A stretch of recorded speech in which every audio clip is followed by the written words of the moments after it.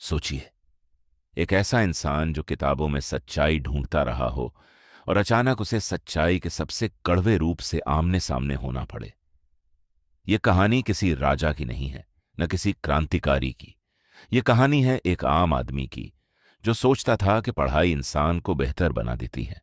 उस आदमी का नाम है रंगनाथ, और जिस जगह से उसकी सोच टूटने वाली है, उस गांव का नाम है शिवपालगंज। रंगनाथ शहर में पला बढ़ा है, डिग्री है, तर्क है, और यह भरोसा भी कि समाज को समझा जा सकता है। उसे लगता है कि गांव पीछे रह जाते हैं और दुनिया आगे बढ़ जाती है। पर आज एक बस उसे वापस उसी मिट्टी की ओर ले जा रही है जिसे वह कभी छोड़ आया था। बस कच्चे रास्ते पर उछलती है। खिड़की से बाहर खेत है, पेड़ हैं और कुछ चेहरे जो मुस्कराते हैं, पर आंखों में अजीब सा हिसाब रखते हैं। रंगनाथ को यह सब सामान्य लगता है। उसे नहीं पता कि यही सामान्य इस गांव की सबसे खतरनाक बात है। शिवपालगंज में घुसते ही सबसे पहली चीज जो महसूस होती है वो है चुप्पी। यहां लोग बोलते कम हैं, संकेत ज्यादा देते हैं। यहां हर बात पूरी नहीं होती, हर वाक्य के पीछे एक अनकहा डर खड़ा रहता है। गांव छोटा है, पर बातें बहुत बड़ी हैं। चौपाल पर बैठे लोग देश की राजनीति पर बेधड़क बहस करते हैं, लेकिन जैसे ही अपने गांव की बात आती है, आवाज धीमी हो जाती है। यहां सब कुछ है, स्कूल है, अस्पताल है, पंचायत है, सरकारी दफ्तर है, पर यह सब सिर्फ नाम भर है।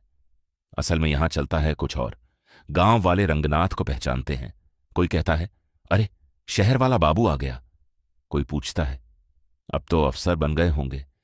यह हंसी सीधी नहीं है, इसमें उम्मीद भी है और जलन भी। रंगनाथ को लगता है लोग उससे खुश हैं, पर सच्चाई यह है, लोग उसे परख रहे हैं।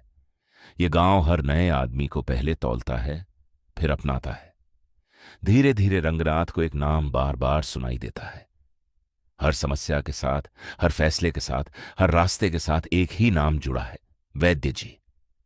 कोई कहता है, वैद्य जी से बात हो जाए तो काम बन जाएगा। कोई फुसफुसाता है, उनके खिलाफ मत बोलना। और कोई बस इतना कहता है, यही गांव चलाते हैं। रंगनाथ सोचता है, शायद कोई बड़ा नेता होगा या कोई अधिकारी, पर उसे अंदाजा नहीं कि वैद्य जी न डॉक्टर हैं न विधायक। वो तो व्यवस्था है। रंगनाथ सबसे पहले स्कूल देखने जाता है। इमारत खड़ी है, बोर्ड टंगा है, पर बच्चों की आंखों में भविष्य नहीं है। मास्टर समय पर आते नहीं, और जब आते हैं तो पढ़ाते कम, राजनीति ज्यादा करते हैं। रंगनाथ पूछता है, पढ़ाई कैसी चल रही है? मास्टर मुस्कुराते हैं, जैसी सरकार चल रही है। यह मजाक नहीं था, यह स्वीकारोक्ति थी। अस्पताल में डॉक्टर कम मिलते हैं, पर्ची ज्यादा चलती है। एक आदमी धीरे से कहता है, अगर इलाज चाहिए तो वैद्य जी का नाम ले लेना। रंगनाथ चौंकता है। यहां भी? आदमी हंसता है। यहां भी नहीं, यहां ही। अब रंगनाथ समझने लगता है, यह कोई व्यक्ति नहीं, ये एक परछाई है। जहां भी रोशनी होनी चाहिए वहीं यह परछाई खड़ी है। शाम को चौपाल पर बहस चल रही है। देश की सरकार गिराई जा रही है, मंत्री बनाए जा रहे हैं।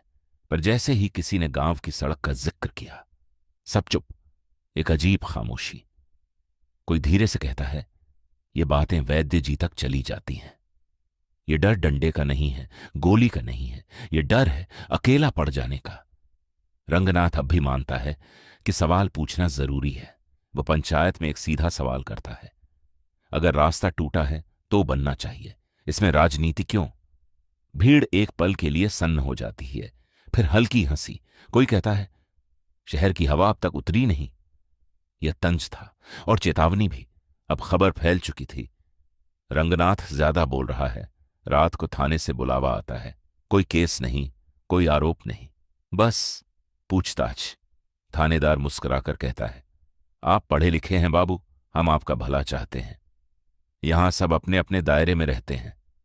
दायरा लांघना ठीक नहीं। रंगनाथ पहली बार समझता है। उसके पास सिर्फ सच है और सामने पूरा सिस्टम। अगले दिन वैद्य जी से मुलाकात होती है। कमरा बड़ा नहीं है, पर असर भारी है। वैद्य जी धीरे बोलते हैं, मुस्कुराते हैं और बिना धमकी दिए सब समझा देते हैं।